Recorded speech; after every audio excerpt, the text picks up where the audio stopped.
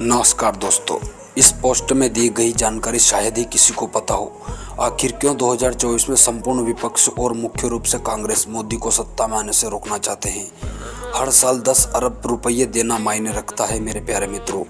एक ऐसा बहुत बड़ा सच जो हम सभी भारतवासियों से छिपा कर रखा गया। क्या हम जानते हैं कि हमारे देश में 10 अरब रुपये पेंशन प्रतिवर्ष महारानी एलिजाबेथ को दी जाती है। आखिर वह कौन सा गोपनीय समझौता है जिसका खुलासा आज तक नहीं किया गया? आखिर कौन सा ऐसा गोपनीय समझौता है जिसके तहत प्रतिवर्ष 30,000 टन गौ मांस ब्रिटेन को दिया जाता है? भारतीय संविधान के अनुच्छेद 2, 366, 71, 72 व 395 में परिवर्तन की क्षमता भारत की संसद, प्रधानमंत्री, यहाँ तक कि भारत के राष्ट्रपति के पास भी नहीं है। हमारे मन में कभी यह सवाल क्यों नहीं आया कि भारत, जापान, चीन, रशिया, इन देशों में तो भारत अपना एम्बेसडर, राजदूत नियुक्त करता है, लेकिन श्रीलंका, पाकिस्तान, कनाडा, ऑस्ट्रेलिया, इन देशों में हाई कमिश्नर, उच्चायुक्त नियुक्त करता है। आखिर ऐसा क्यों? आखिर भारत समेत 54 देशों को कॉमनवेल्थ कंट्री के नाम से क्यों जाना जाता है? इंडिपेंडेंट नेशन के नाम से क्यों नहीं? कॉमनवेल्थ का अर्थ होता है संयुक्त संपत्ति। क्या आपको पता है ब्रिटिश नेशनलिटी अधिनियम 1948 के अंतर्गत हर भारतीय, ऑस्ट्रेलिया, कनाडियन, चाहे हिंदू हो या मुसलमान हो या ईसाई हो या बौद्ध हो अथवा सिख ही क्यों ना हो, आज भी ब्रिटेन की प्रजा है। क्या वाकई में हम आज भी क्वीन एलिजाबेथ के गुलाम हैं?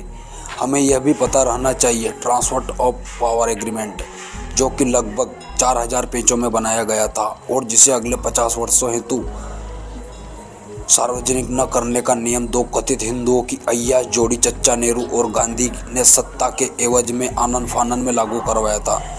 सन 1997 में इस एग्रीमेंट को सार्वजनिक होने से बचाने हेतु समय से पहले ही तत्काल प्रधानमंत्री इंद्र कुमार गुजराल ने इसकी अवधि सोनिया गांधी के आदेश अनुसार और बढ़ा दी गई थी तथा यह अवधि 2024 तक कर दी गई। किसी भी घर या खेत अगर मजार बनी हुई हो तो उस मजार को तुरंत हटा देवे, नहीं तो वह जमीन वक्फ बोर्ड की हो जाएगी। क्या आपको वक्फ एक्ट 1995 के बारे में पता है? वक्फ बोर्ड को हमारी प्रॉपर्टी लूटने का अधिकार दिया गया है। यह एक ऐसा कानून एक्ट जो आने वाले समय में हमारी व्यक्तिगत निजी संपत्ति, खेत, घर, दुकान, प्लाट, धार्मिक, गैर धार्मिक, ट्रस्ट, सोसाइटी इत्यादि जिसके मालिक आप और हम हैं, इस वक्फ एक्ट कानून के अंतर्गत हमारी संपत्ति के मालिक नहीं रहेंगे। मुकेश अंबानी के घर एंटेलिया को वक्फ बोर्ड ने वक्फ संपत्ति घोषित किया हुआ है। 2013 में पार्लियामेंट ने वक्फ बोर्ड को असीम शक्ति प्रदान की है, परंतु ना कोई विरोध हुआ, ना कोई टीवी समाचार पत्रों में कोई वाद विवाद। लगता है हम हिंदू समझ ही नहीं पाए कांग्रेस की इस चाल को। वक्फ बोर्ड को कांग्रेस राज्य में इतना पावर दिया गया है कि ऐसा कानून पूरी दुनिया में तो क्या किसी इस्लामिक देश में भी नहीं होगा। वक्फ बोर्ड का कानून हटाओ, हिंदुस्तान को दिन दहाड़े नीलामी से बचाओ।